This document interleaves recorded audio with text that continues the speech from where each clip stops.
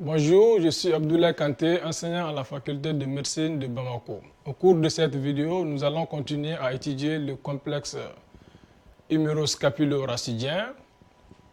Lors de la précédente vidéo, nous avons vu qu'une élévation des 0 à 180 degrés du bras sollicitait 3 segments osseux. Ces 3 segments osseux étaient constitués par l'humérus, la scapula et son guide qui est la clavicule, la colonne lombale et la colonne thoracique. Les déplacements de ces 3 segments mettent en jeu des articulations suivant une chronologie et des proportions rigoureuses. Donc ces segments constituent en fait le complexe qu'on a appelé le complexe huméroscapulo-rachidien ou le complexe HSR. Au cours de cette vidéo, nous allons voir les articulations mises en jeu de 0 à 180 degrés.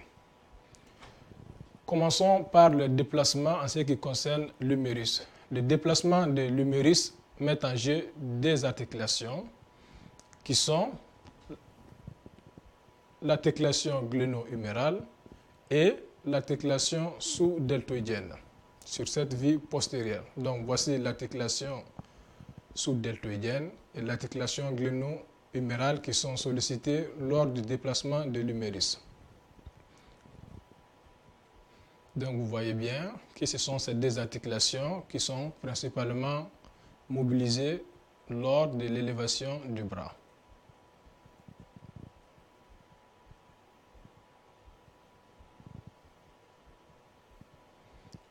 Par contre, le déplacement de la scapula et de son guide qui est la clavicule va mettre en jeu 3 articulations.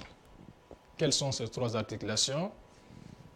La première de ces articulations est la scapulo-thoracique, l'articulation entre la scapula et la face dorsale de la cage thoracique.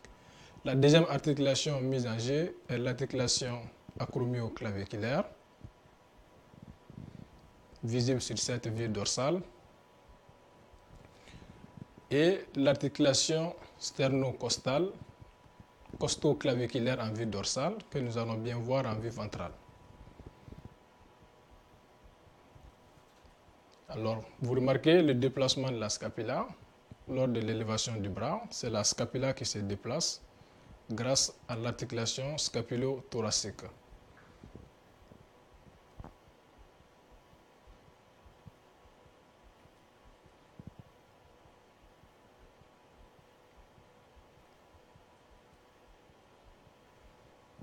Donc, en vue ventrale, nous voyons les 2 autres articulations qui sont sollicitées.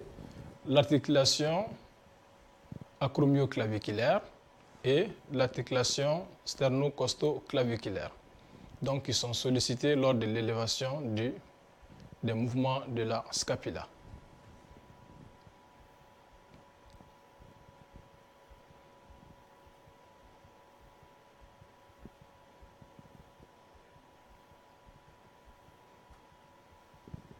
Le déplacement du tronc, par contre, va mettre en jeu des articulations, principalement les articulations de la colonne lombaire et de la colonne thoracique. Donc l'articulation, la colonne thoracique et la colonne lombaire qui est sollicitée lors du déplacement du tronc.